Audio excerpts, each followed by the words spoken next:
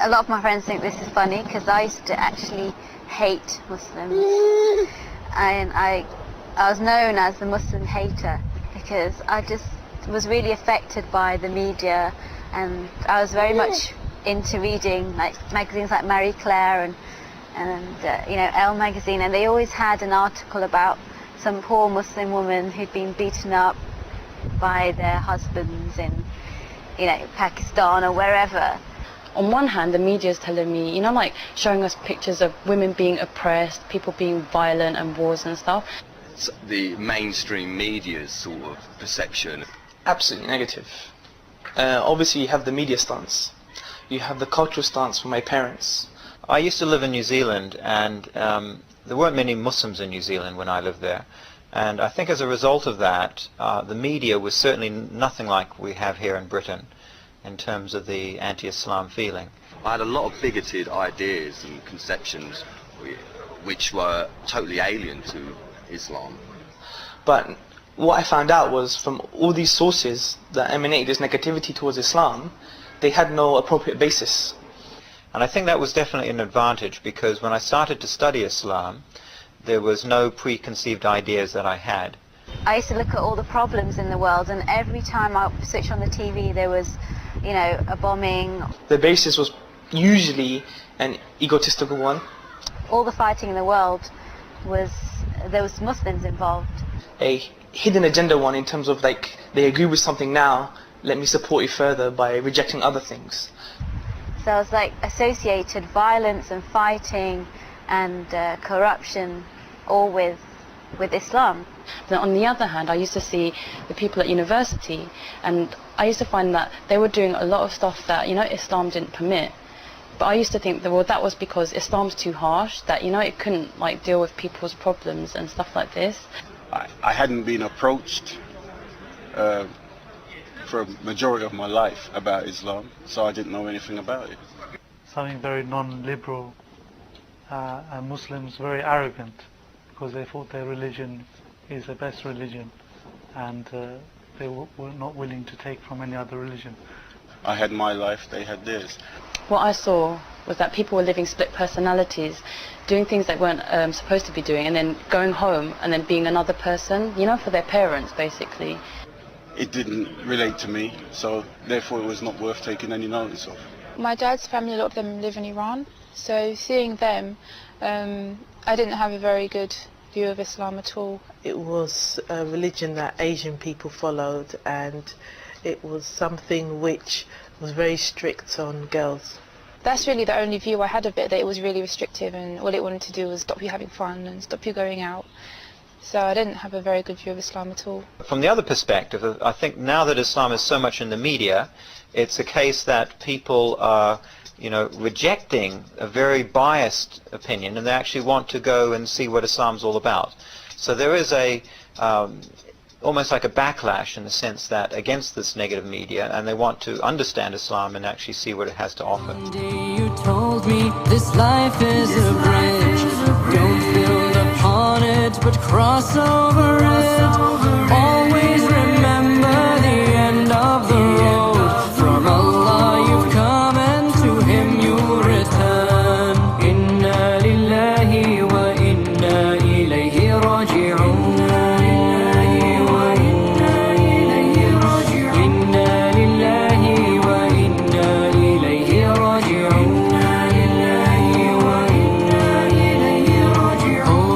Forgive me for all that is past. Overlook all of my long heedlessness. With your remembrance let me be content. Let me behold you when comes the judgment. Inna lillahi wa inna ilayhi raji'un.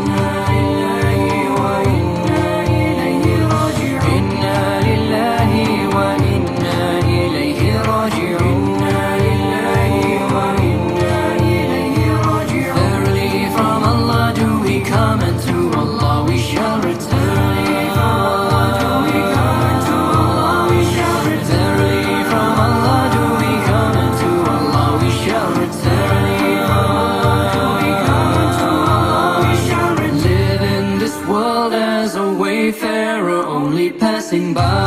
As if you're only passing by. Its joy and its sorrow will pass in the blinking of an eye. For when all illusion and all veiling shadows are no more, all that remains will be the glory and might of your Lord. Do not fear, no, and do not despair, in the mercy of Allah awaiting you there. Do not fear, for no will may compare to the will of Allah.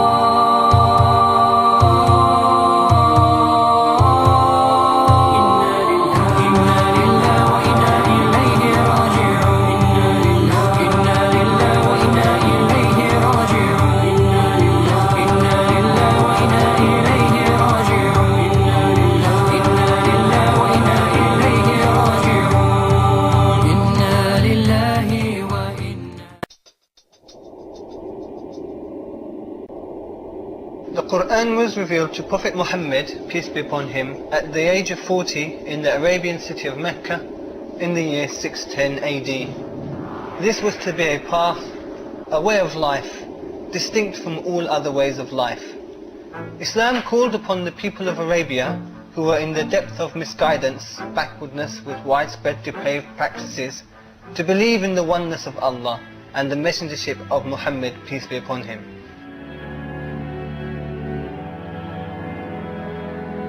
To believe that there is a life in the hereafter, and hence to commit one's affairs to Allah. The progress that Islam brought to Arabia was phenomenal. Pre-Islamic Arabia had primitive tribal practices that kept people constantly at war and divided. They held no value for human life, whether it was men, women or children. However, Islam brought about a complete transformation in society, reformed the people and made them into one brotherhood, to the point that it eliminated tribal warfare and other forces of divisiveness.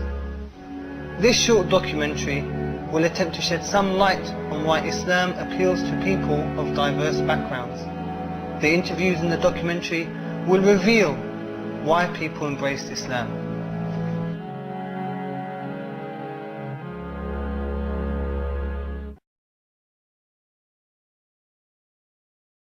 I think before I embraced Islam, my viewpoint was like most of the other people in the West. You know, basically have fun in life. Which was, you know, get ahead. Having some kind of status in this life.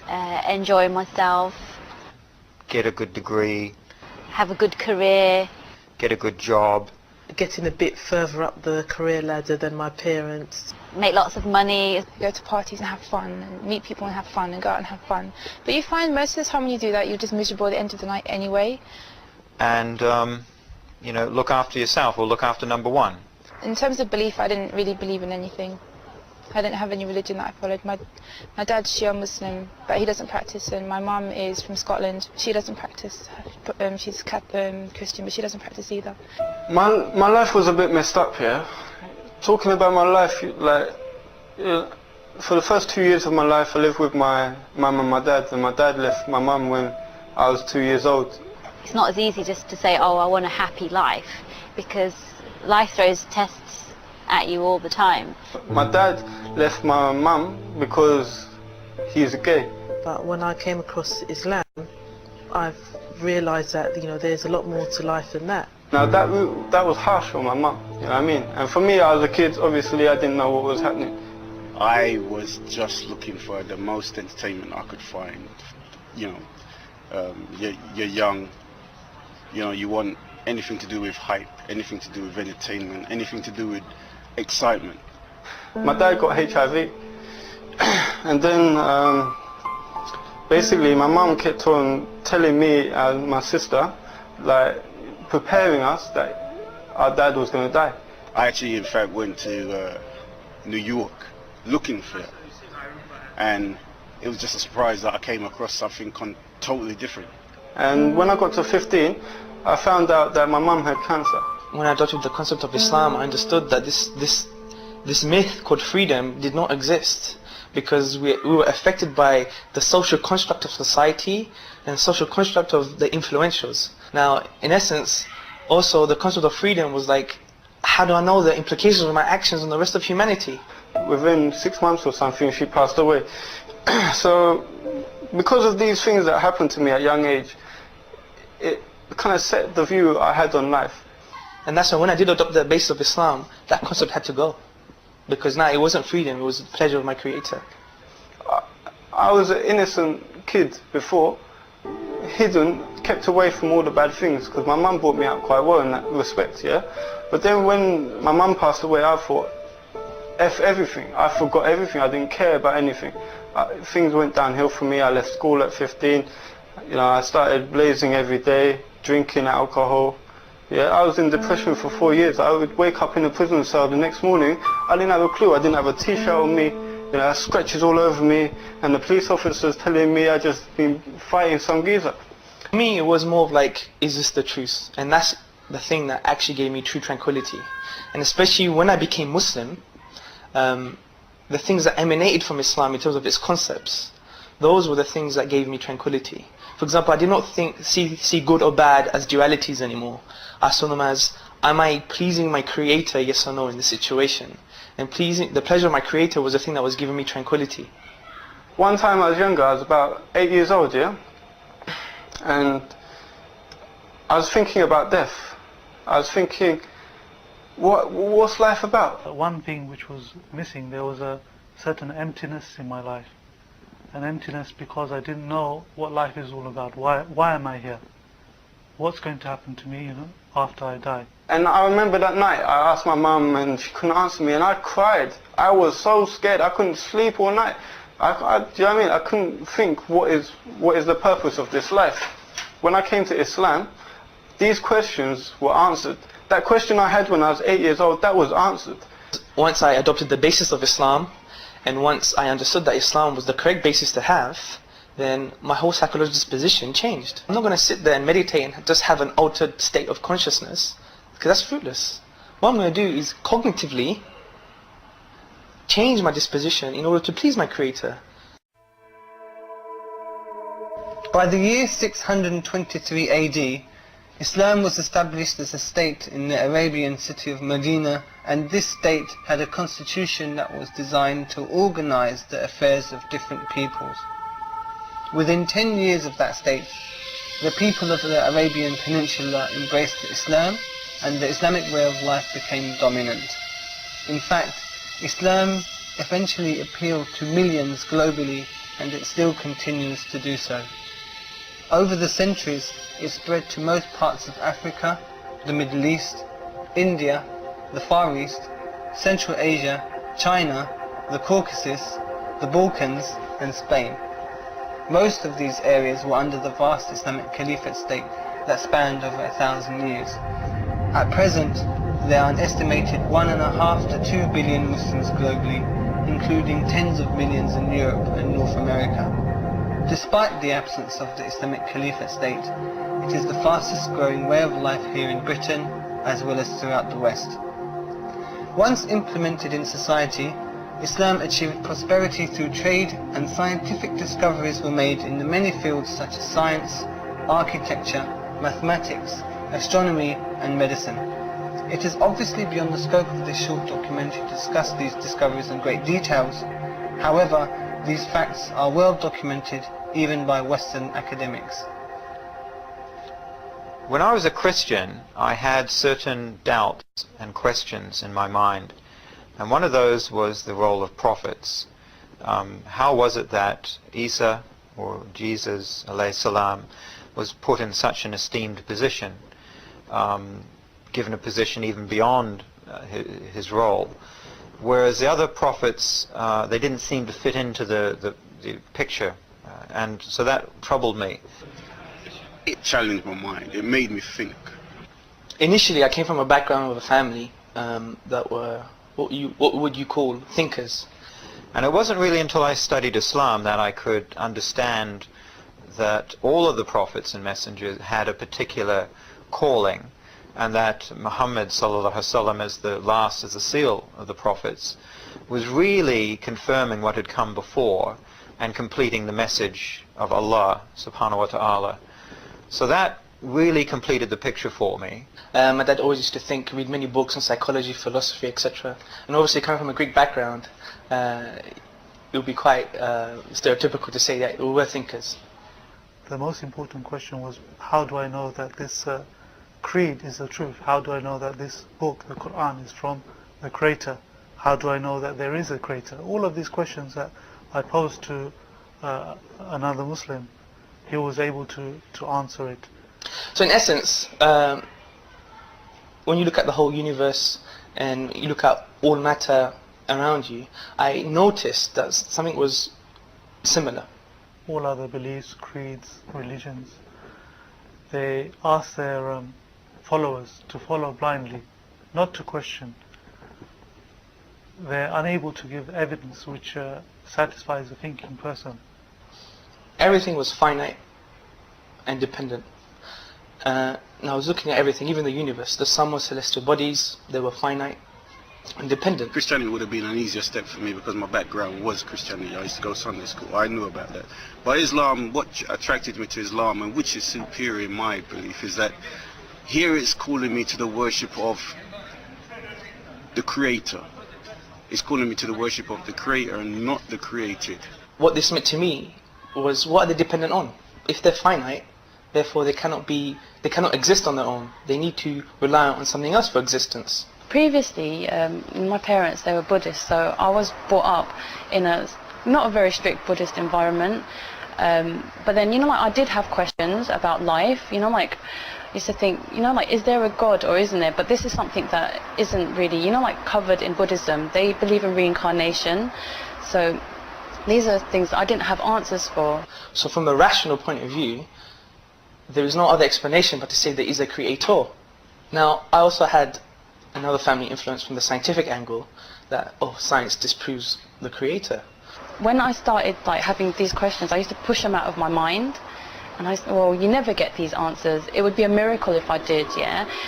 And then what happened was that I got to a point where I looked into Buddhism a bit deeper, and I found that I still had so many questions, and a lot of things just seemed like myths and fairy tales to me. It didn't have any hard evidence. So I thought, with this thing, what am I going to do? What's going to happen to me when I die? I thought, I'm just going to look into loads of different religions. And what happened, I just thought, I'll look into Islam as well. And surprisingly, it really shocked me. I found that, Islam had the answers to these questions that I'd just dismissed for so long. But then I said to myself, fine, we have to understand what is science. It's a method of study. Scientists, they'll look at gravity and they wouldn't care why it's there. They want to see how it affects the relationship with the other bodies in the universe. And I took the understanding that I'm not going to attach myself to any belief because I can't tell that they're true. I'm just a believer in God. The best thought to use, or the one that transcends anything else, is not the scientific thought. Because from the argument is like, no one can see my brain. My brain cannot be smelt, touched, etc. So from the scientific point of view, people could say I don't have no brain at the moment. So it's quite humorous. But the situation is, the scientific method is finite in itself. So therefore it cannot be applied to something that's intangible. Only rational thought can do that. That changed when my friends directed me to Islam and said, actually, Islam does provide you with the proof. And I was a bit baffled. I was like, no, there's no such thing, yeah? Because if there was a proof, then everybody would be that religion. Islam has a proof, because every human being needs a proof to believe in something. You can't just say something's true without proving it. You can't say, oh, Christianity's true, Hinduism's true, Judaism's true, without showing people why. So fine, now we have a creator. We understand this. There's a knocking on the door. Bang, bang. Because I even went to the lengths of phoning a temple and saying, why is Hinduism true? Because I was so confused. And they didn't give me any solid answers. None of the other faiths could show me, apart from Islam. I cannot assume what is behind the door. Speculation cannot work. Itself, the thing behind the door, must tell us who or what it is. So here we go to find out the expression of the Creator. Where is it? What is it? It's not that, I thought praying every day, 5 times a day to your God is amazing, is the best thing. That's what attracts me. So I got to the things that were the current status quo, if you like, on what the expression is. The Bible, the Buddhist scripts, etc. So I did quite a bit of an analysis on them. And I said to myself, fine, Buddhism is amazing, it's so nice, etc. But then I came to another thought. Is it the fruits? What does the fruits mean? So I was lucky enough to read some books on social constructionism. Obviously, once I entered the folds of Islam, I saw the beauty of Islam. I saw the justice of Islam. Like the past, when I had friends, I didn't know the meaning of the word friends, and nor did they. Now, what does social constructionism mean? It means basically that all our behaviors and our thoughts and our psychological disposition is dictated by the power structure and the influentials in society. So MTV wouldn't show what they're showing now 20 years ago, for example, or 10 years ago. Islam tells you the most simple thing, what is friendship, yeah? How you do things for people, yeah? Sincerely, not for your own benefit, yeah? Not even because you want to make them happy and then they in return they're going to do something for you. So I said to myself, fine, I cannot judge things by the fruits, because my psychological disposition can change, but truth doesn't change. So I said, forget the fruits. Let's see the basis. Is this from the Creator in itself? I came to the Qur'an. When I saw Islam, I saw the truth. It was the only expression that lacked contradiction, that had no disparity, that had solutions for mankind, that had this miraculous nature, which a lot of Muslims call the linguistic miracle, in terms of there's 16 styles of Arabic literature in terms of poetry and prose, and the Quran cannot fit into those 16 styles. It's a unique style in itself, and no other poetry or prose, pre-Islam or post-Islam, fits into that structure. When I saw the truth, I could reject the truth or accept it. And that's so amazing. I mean, we have the grammar, the letters and the structure of Arabic, but we can't put it together in order to create even 3 lines of the Quran, which to me it's blew my mind away, and I was so amazed. Whether there were parts of Islam that attracted me or I didn't like, for example, waking up every single day of my life till when I die before sunrise, that does not attract me to Islam, yeah? And if someone said that to me, I'd be thinking, nah man, do you know what I mean, before I became a Muslim. And not more, what I saw with the Quran is that it agreed with reality, with the correct sensation of reality. For example, when we come to science, there's a lot of scientific ayahs, verses in the Quran that I agree with current reality, whereas we just found this 50 years ago, but the Quran was expressed 1500 years ago. I accepted it because it's the truth, but once you accept it and you see the true Islam, you think this is amazing because it's from God. I have not given up cannabis, I haven't given up alcohol, I haven't, stopped fighting and stopped socializing with women and wake up I don't do all of these things because I'm believing in something which might not be true. Yeah, I do all of these things and I will do them till I die because I know 100% without doubt it is not a theory, it is a fact that Islam is the truth and it can be proven. So from that, I said I have to be a Muslim now. There's no choice. It's definite. Whether my psychology agrees with it or not, my mind says you have to be a Muslim. Your psychology could follow. Don't think about the news, don't think about propaganda, don't think about politics, don't think about consequences, yeah, of accepting Islam. Think about what is truth and what is falsehood. Many converts feel that it is this secular lifestyle that creates misery in Western societies, and more often than not, this lifestyle drives people to perpetrate inhumane crimes that have plagued the West. The ills of this society are numerous in nature and can range from rape, murder, paedophilia and suicide to pornography, gambling, robbery and theft. For example, recent UK Home Office statistics suggest that 80,000 women are involved in prostitution. Between 1989 and 1995, some 4,000 children were cautioned for offences related to prostitution. Organisations that help the survivors of childhood sexual abuse estimate that this is very common in the United Kingdom. If we widen the scope to the treatment of women and children by society, we see that problems are in fact widespread and not sporadic and isolated. In any given day in the United Kingdom, 7,000 women and children seek refuge in sheltering houses to avoid domestic violence. Last year, there were 104,050 domestic violent incidents in London alone. 1 in 20 women has been raped in the United Kingdom. According to the Home Office, over the last 6 years, there has been an increase of 82% in the rate of rape. The pornographic industry in the US is worth an incredible $8 billion per year. In the United Kingdom, an estimated figure of £5 million is generated from the sale of pornographic magazines alone. I was quite a feminist, I'd say. I went to a girls' school, and there's very big feminist emotions that were going around there. Everybody got invitations to go to a birthday party. All the Asian girls, they never could go, and I just thought, oh, that's because they follow something different from us, and I suppose that continued, you know, for the media, like seeing the way that like women are treated. They have to cover, they have to walk behind their husbands and things like that. Their fathers are making them do this, and then the headscarf was scary, but the niqab was, I just could not understand why you'd want to cover your face like that, and you know, these two eyes, and it just looked so frightening to somebody who was bothered about their looks and, you know, their hair and their, you know, their clothes, and then seeing some, you know, black ghost walking by. You sort of think, why would they want to do that? It's so hot, you know, in the summertime. Looking into Islam, the first thing I did was I looked for about Muslim women in Islam, because I thought, oh, that's a weak point. There must be something wrong with this religion.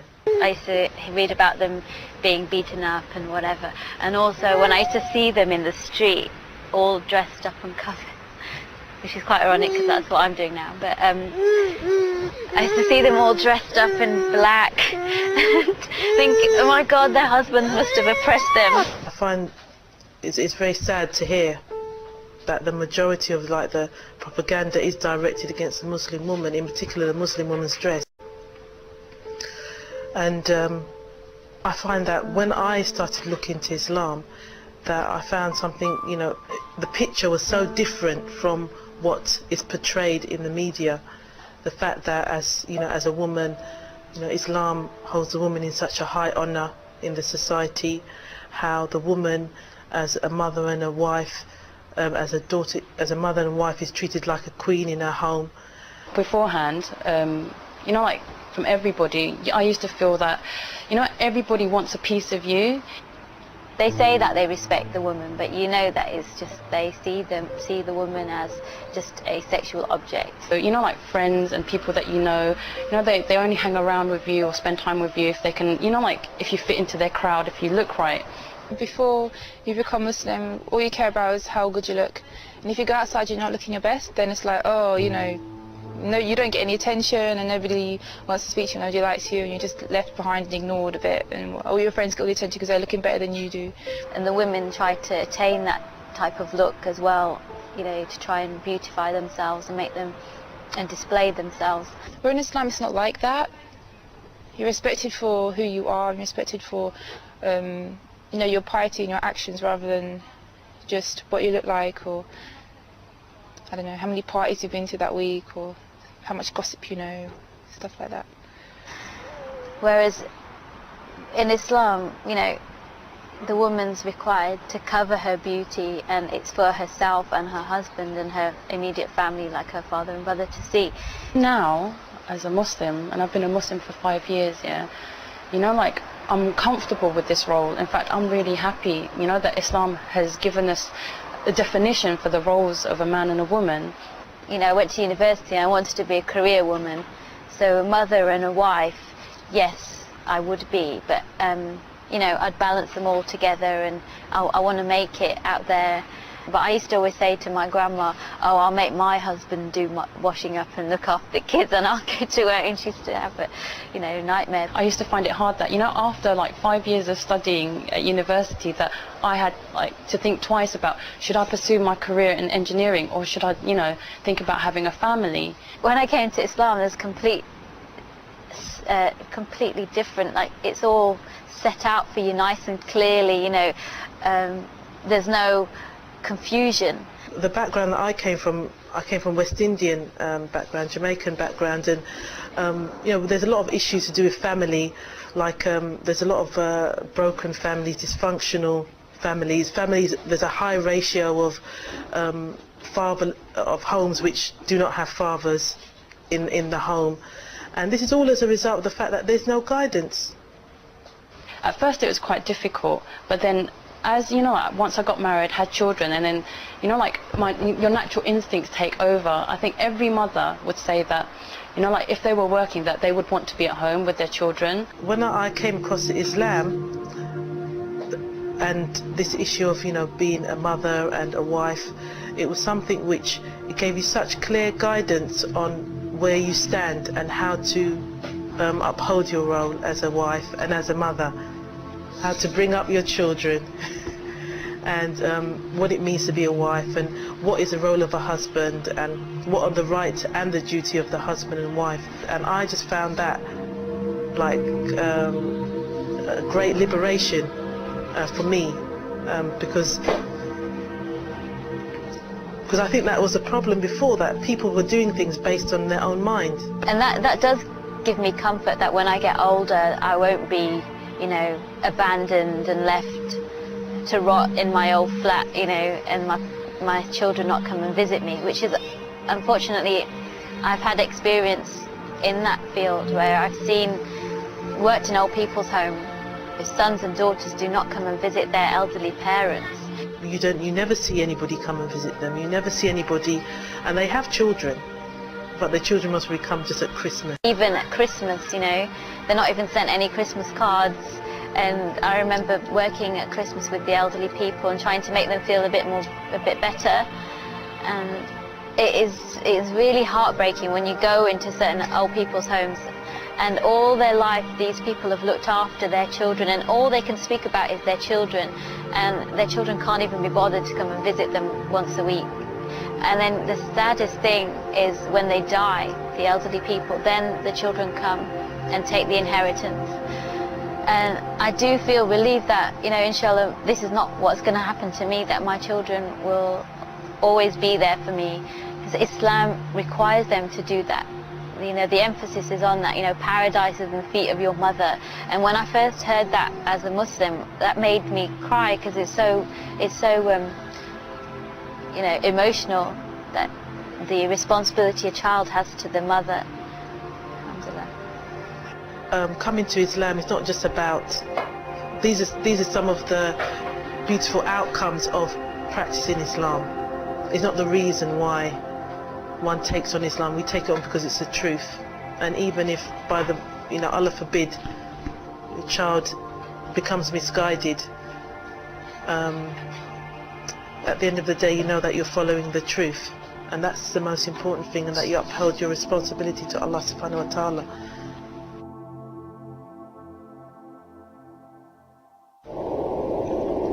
Recent years have experienced an extreme level of negative media portrayal of Islam and deliberate distortion and falsification of the Islamic way of life. Indeed, this negative depiction affects many in the general public and prevents sincere ideological debates.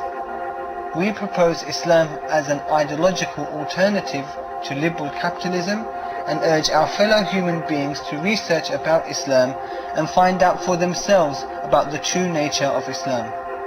Allah, the creator of this universe, says in the Qur'an, Alif Lam Ra, this is a book which we have revealed unto you, O Muhammad, in order that you might lead mankind out of darkness and into light, by their Lord's leave to the path of the Almighty, the owner of all praise. لا إله إلا الله وحده لا شريك له له الملك وله الحمد يحيي ويميت لا إله إلا الله وحده لا شريك له له الملك وله الحمد يحيي ويميت بيده الخير وهو على كل شيء قدير لا إله إلا الله وحده لا شريك